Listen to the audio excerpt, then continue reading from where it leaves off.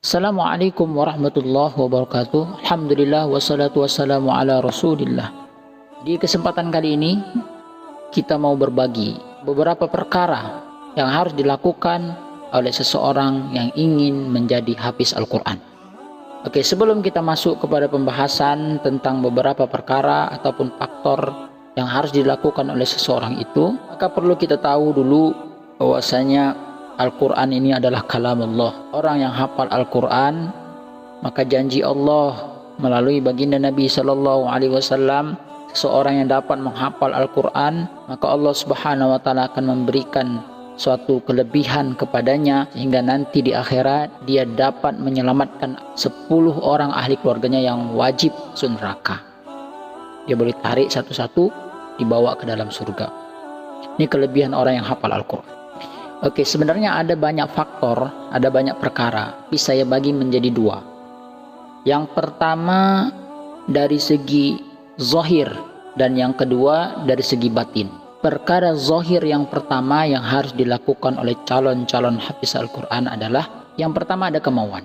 Jadi setiap sesuatu kita harus ada kemauan dulu, baru kita ada semangat untuk melakukannya.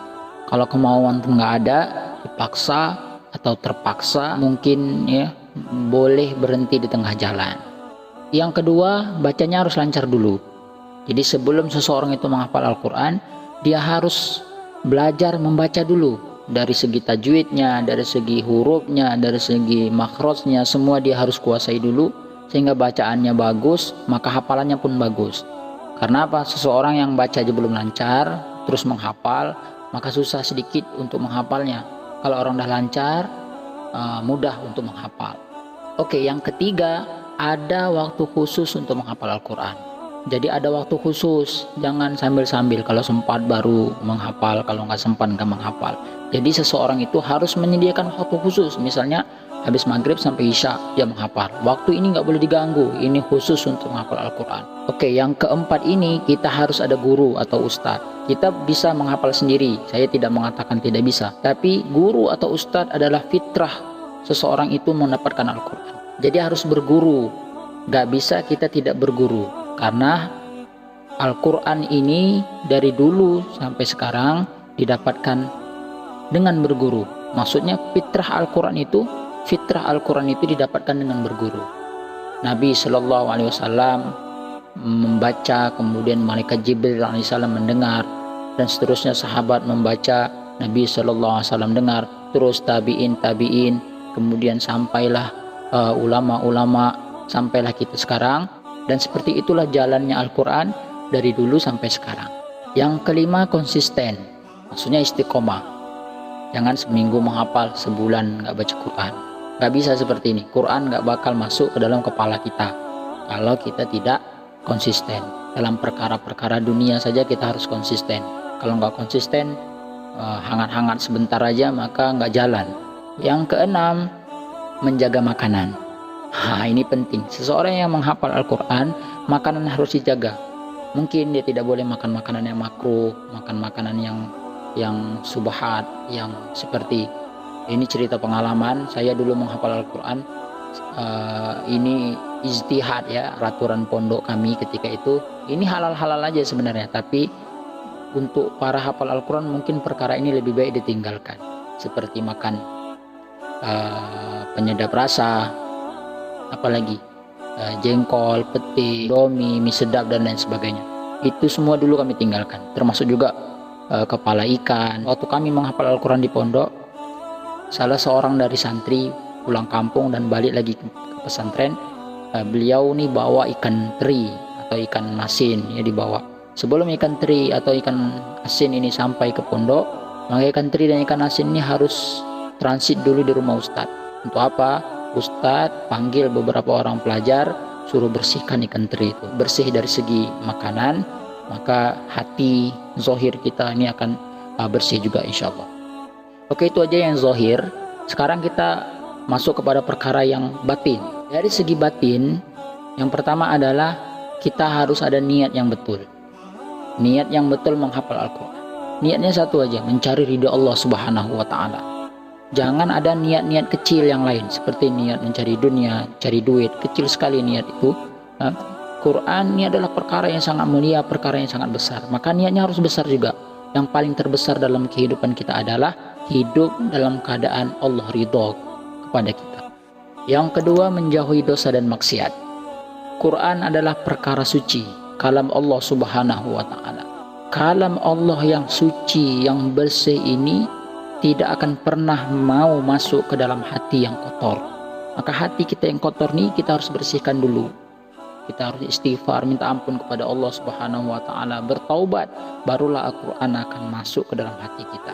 Ada satu permisalan, ada seseorang ingin memelihara ayam dan dia buatkan satu kandang. Maka ketika malam hari dia mau masukkan itu ayam ke dalam kandangnya, diusir ayamnya, suruh masuk, nggak mau masuk juga ayamnya, malah lari kocar-kacir kemana-mana. Kemudian ditengok di dalam kandangnya, oh ada musang di dalamnya. Maka dia pun paksa ayam untuk masuk ke dalam kandang tersebut. Sampai hari kiamat ayam gak mau masuk. Karena apa? Karena di dalam itu ada musang. Maka caranya bagaimana? Caranya sangat-sangat gampang. Kita usir dulu musang itu, keluarkan musang itu dari kandangnya. Kemudian insya Allah selama 3 hari ayam itu akan terbiasa dan dia akan masuk sendiri ke dalam kandang. Begitu juga Al-Quran, ya, tidak akan pernah masuk ke dalam hati seseorang kalau di dalam hati seseorang itu banyak dosa, banyak perkara-perkara buruk yang dilakukan, sehingga dia harus bersihkan dulu, keluarkan dulu semua perkara-perkara buruk dalam hatinya. Insya Allah Quran akan mudah masuk ke dalam hati. Menjadikan Al-Quran sebagai teman. Dalam hidup kita ini kita perlu teman. Maka Al-Quran adalah teman kita, teman dalam hidup kita. Artinya apa? Hidup dengan menghalalkan apa yang dihalalkan Al-Quran dan mengharamkan apa yang diharamkan Al-Quran. Yang keempat, kita harus banyak sholawat dan sholat malam. Sholawat banyak-banyak. Mudah-mudahan disebabkan kita banyak bersolawat, Allah Subhanahu wa Ta'ala mudahkan kita menghafal Al-Quran. Dan juga sholat malam. Kalau dulu kami di pondok, kami lakukan sholat 7 Jumat berturut-turut. Nama sholatnya adalah sholat Sayyidina Ali. Nanti boleh kalian cari apa itu sholat Sayyidina Ali. Yang terakhir, banyak berdoa kepada Allah Subhanahu wa Ta'ala, minta kepada Allah agar digolongkan bersama para hafal Al-Quran, digolongkan bersama para ahli Al-Quran. Mungkin saja umur kita nggak sampai sebelum 30 juz masuk ke dalam hati kita, tahu-tahu Allah panggil kita, kita mati ketika itu. Maka disebabkan doa kita kepada Allah agar digolongkan bersama orang yang ahli Al-Quran, digolongkan bersama para hafiz Al-Quran. Nanti di hari akhirat, bangun saja di padang mahsyar, tengok kanan, tengok kiri bersama para hafiz Al-Quran. Terkejut ketika itu, kenapa saya bersama para hafiz Al-Quran padahal saya baru hafal 5 juz saja? Rupanya disebabkan dengan mujahadahnya, disebabkan dengan sungguh-sungguhnya dia berdoa kepada Allah agar menjadi seorang yang hafiz Al-Quran. Di tengah jalan Allah cabut nyawanya, di akhirat Allah bangkitkan dia bersama para hafiz Al-Quran.